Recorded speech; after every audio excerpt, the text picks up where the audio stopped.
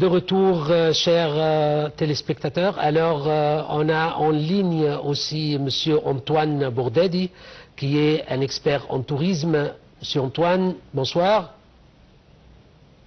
À tous les téléspectateurs et bonne nouvelle année 2025 à tout le monde.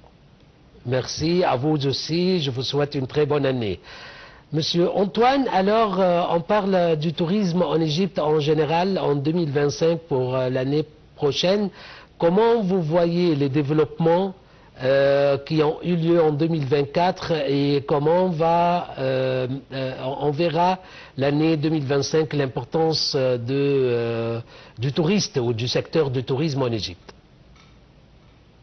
Bon, malgré bien sûr toutes les difficultés qu'il y a autour de nous et qu'il y a dans le monde et surtout dans notre région et autour de nous, mais quand même l'année 2024 était une bonne année. C'est vrai qu'on aurait estimé beaucoup mieux, mais finalement, ça a été une très belle année touristique. On a fait encore un record. Et puis, on estime que l'année 2025, oui, ça sera encore mieux. Là, on a l'ouverture officielle, apparemment, d'après ce qu'a dit le président il y a quelques jours, c'est que ça sera dans l'année 2025. L'ouverture officielle, l'inauguration officielle du Grand Musée. Il y a quelques plans pour vraiment une attraction touristique importante pour 2025. Apparemment, encore beaucoup de problèmes seront peut-être réglés dans les alentours de notre cher pays. Et ben, voilà, il faut espérer, tout va bien. Alors tout le monde attend l'ouverture du Grand Musée et bien sûr que nous aussi. Alors comment vous voyez, comment va le Grand Musée va ajouter au secteur du tourisme? Ah, ça va beaucoup ajouter, c'est sûr. Depuis des années qu'on attend qu'il soit ouvert ce grand musée, tout le monde se demandait quand, et puis bon, année après l'autre, on disait bientôt, bientôt. Et puis à un moment donné, on a remarqué que les gens arrêtaient de se demander, ils n'avaient plus confiance quand ça sera ouvert. Ça a été une excellente chose quand même d'ouvrir cette ouverture expérimentaire de ces 14 ou 12 salles récemment en octobre ouvertes.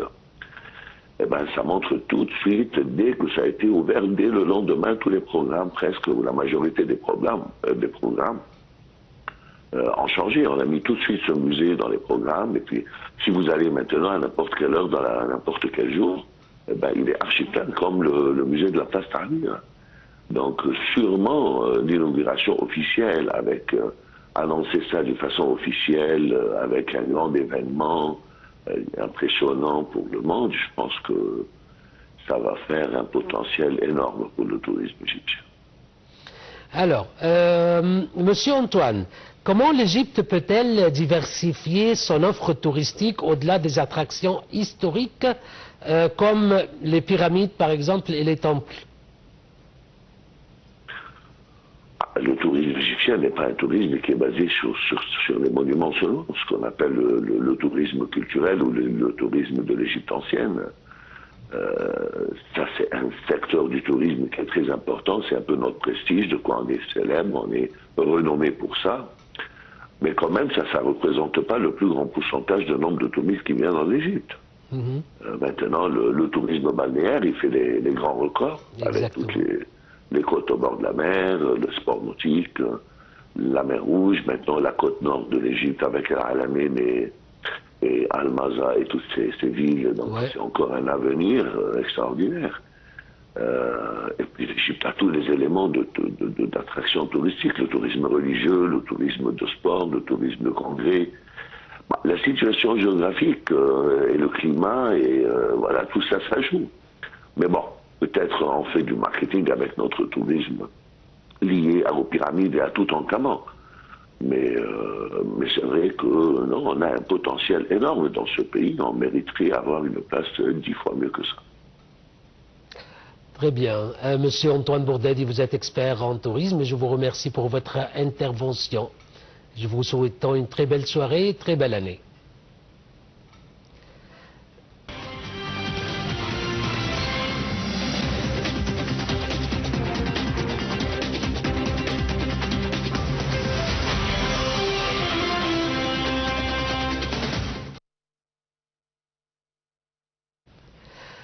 Alors, mesdames et messieurs, comme on a commencé par cet épisode par les meilleurs vœux, on finit par les meilleurs vœux aussi.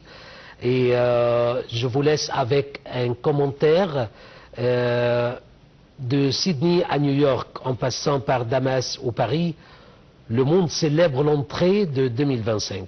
Dans la nuit dernière, avec force de feu d'artifice, au terme d'une année marquée par l'or olympique, le retour tornitruant de Donald Trump, mais aussi de nouveaux bouleversements au Moyen-Orient et en Ukraine. L'année 2024 qui sera certainement la plus chaude jamais enregistrée, a également connu des catastrophes naturelles aggravées par le réchauffement climatique, de la canicule meurtrière du pèlerinage de la Mecque aux tragiques inondations de la vallée de Katmandou.